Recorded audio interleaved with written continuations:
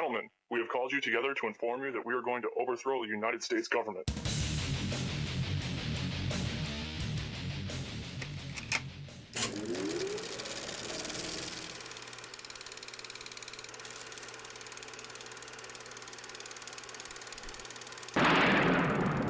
Prepare yourself for a perfectly outrageous motion picture. Howard Beale went up there last night and said what every American feels, that he's tired of all the bull. Sakes, Diana, we're talking about putting a manifestly irresponsible man on national television. 1776 will commence again if you try to take our firearms. There is no America. There is no democracy.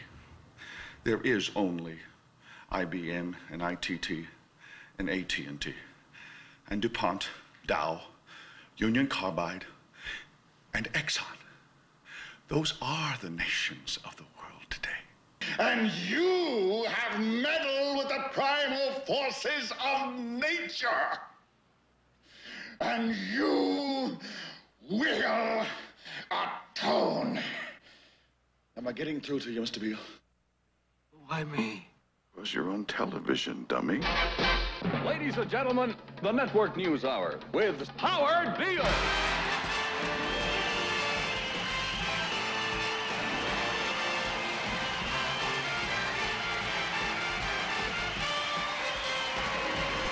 Can't do it. We'll do it live. Okay. We'll do it live. Do it live. I'll write it and we'll do it live. Thing sucks. What the hell's going on? I don't know. He just said he was going to blow his brains out. That's tomorrow, and that is it for us today. I'm Bill O'Reilly. Thanks again for watching. We'll leave you with Sting and a cut off his new album. Take it away. Congresswoman, let me interrupt you just for a moment. We've got some breaking news out of Miami. Stand by, if you will. Right now in Miami, Justin Bieber has been arrested on a number of charges. The judge is reading the charges, including resisting arrest and driving under the influence. He's appearing now before the judge for his bond hearing. I want a show developed based on the activities of a terrorist group. Well, Ahmed, I'm gonna make a TV star out of you. You're gonna be a household word. Osama bin Laden is just one person. He is representative of networks of people who absolutely have made their cause to defeat the freedoms that we understand, and we will not allow him to do so. The death of bin Laden marks the most significant achievement to date in our nation's effort to defeat al-Qaeda. The Taliban is taking responsibility for shooting down a U.S. helicopter. More than 30 people were killed, and there are reports this morning that most of them are U.S. Navy SEALs. It is the international system of currency which determines the totality of life on this planet. NATO is in command of the entire U.S. military publicly. Homeland Security now says their mission has nothing to do with al-Qaeda or Muslim extremists. It has to do with the Tea Party, who will launch police-killing terror attacks any minute. With no evidence of that, now it's beginning. The borders are completely wide open. Tens of millions of people are flooding here as we speak, hundreds of thousands a month, pouring over the borders, being given driver's license in California to pull the lever to ban guns. We are in the middle of a globalist revolution against this country right now. I don't have to tell you things are bad. Everybody knows things are bad. It's a depression. Everybody's out of work or scared of losing their job. The dollar buys a nickel's worth. Banks are going bust. Shopkeepers keep a gun under the counter. Punks are running wild in the street. There's nobody anywhere who seems to know what to do, and there's no end to it. We know the air is unfit to breathe, and our food is unfit to eat. We sit watching our TVs while some local newscaster tells us that today we had 15 homicides and 63 violent crimes, as if that's the way it's supposed to be. We know things are bad, worse than bad. They're crazy. It's like everything everywhere is going crazy, so we don't go out anymore. We sit in the house, and slowly the world we're living in is getting smaller, and all we say is, please, at least leave us alone in our living rooms. Let me have my toaster and my TV and my steel-belted radios, and I won't say anything. Just leave us alone. Well, I'm not going to leave you alone. I want you to get mad. Network television will never be the same. Good. Get on the ground! Get on the ground now! Get on the ground! Get on the ground! Oh, I love this country so so much. The Department of Homeland Security is apparently on a huge ammo buying spree. It comes out to like 1.6 billion rounds of ammunition. Who are they going to fight a war against? And just really brainwash people into thinking about guns in a vastly different way. Multiple sources tell CNN as many as 40 veterans died while they were waiting for medical care at this VA facility. Alex Jones may sound crazy, but still has 300 million YouTube, well, he had 300 million people that have watched him on YouTube, and the sort of fringe, arch-conservative, deeply, I think, racist strain. Challenge Alex Jones to a boxing match, show up with a semi-automatic that you got legally, and pop him. I'd love to see that. In uniform. These folks are getting paid to be racist. Hey, listen, I'm here to warn people. You keep telling me to shut up. This isn't a game. I want you to get up now. I want all of you to get up out of your chairs. I want you to get up right now and go to the window, open it, and stick your head out and yell, "I'm as mad as hell, and I'm not gonna take this anymore!" I want you to get up right now. Stick your head out of the window, open it, and stick your head out and keep yelling and yell, "I'm as mad as hell, I'm not gonna take this anymore!" Just get up from your chairs right now. Go to the window. Where are you going? I want to see if anybody's yelling. Window, open it and stick your head out and yell and keep yelling.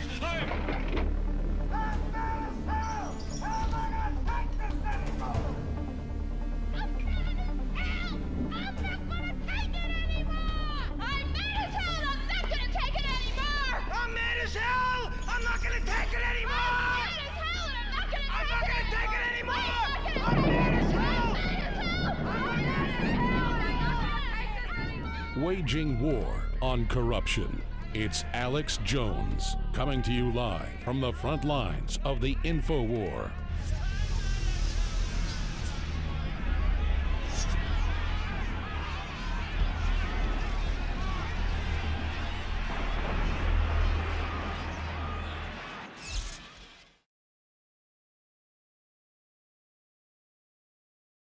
Gentlemen, we have called you together to inform you that we are going to overthrow the United States government.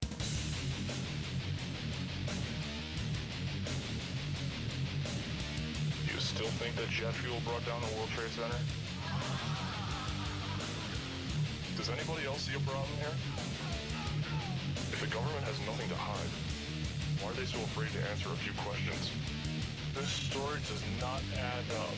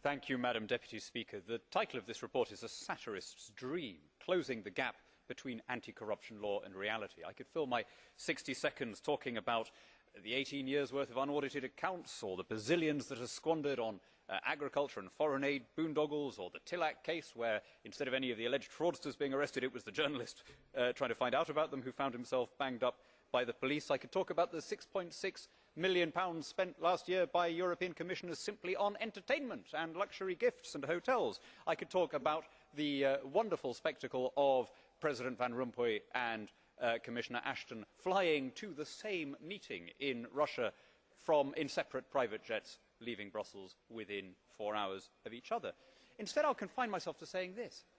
These things happen not because the EU attracts particularly bad people. I mean, of course, it attracts some bad people. Man is fallen, and like all institutions, it contains those who give in to temptation. It happens rather because there is no link between taxation, representation and expenditure at Brussels level. It was Milton Friedman who said there's two kinds of money in the world. There's your money and there's my money. The trouble is that in the EU, it's all your money. Hence negligence, corruption, fraud, and what we see before us today. Mr. Co-President Nigel Farage, Freedom and Democracy. Well, good morning, Mr. Van Rompuy. You've been in office for 1 year, and in that time, the whole edifice is beginning to crumble. There's chaos. The money's running out. I should thank you. You should perhaps be the pin-up boy of the Eurosceptic movement. But just look around this chamber this morning. Just look at these faces. Look at the fear. Look at the anger. Poor old Barroso here looks like he's seen a ghost. You know, they're beginning to understand that the game is up, and yet in their desperation to preserve their dream, they want to remove any remaining traces of democracy from the system. And it's pretty clear that none of you have learned anything. You know, when you yourself, Mr. Van Rompuy, say that the euro has brought us stability, I suppose I could applaud you for having a sense of humour, but isn't this really just the bunker mentality? You know, your fanaticism is out in the open. You talked about the fact that it was a lie to believe that the nation state could exist in a 21st century globalised world. Well, that may be true in the case of Belgium, who haven't had a government for 6 months, but for the rest of us, right across every member state in this union, and perhaps this is why we see the fear in the faces, increasingly people are saying, we don't want that flag, we don't want the anthem, we don't want this political class, we want the whole thing consigned to the dustbin of history. And we had the Greek tragedy earlier on this year, and now we have the situation in Ireland. Now, I know that the stupidity and greed of Irish politicians has a lot to do with this. They should never, ever have joined the euro. They suffered with low interest rates, a false boom and a massive bust. But look at your response to them. What they're being told, as their government's collapsing, is that it would be inappropriate for them to have a general election. In fact, Commissioner Wren here said they had to agree their budget first before they'd be allowed to have a general election. Just who the hell do you think you people are? Just who the hell do you think you people are? Just who the hell do you think you people are? Just who the hell do you think you people are?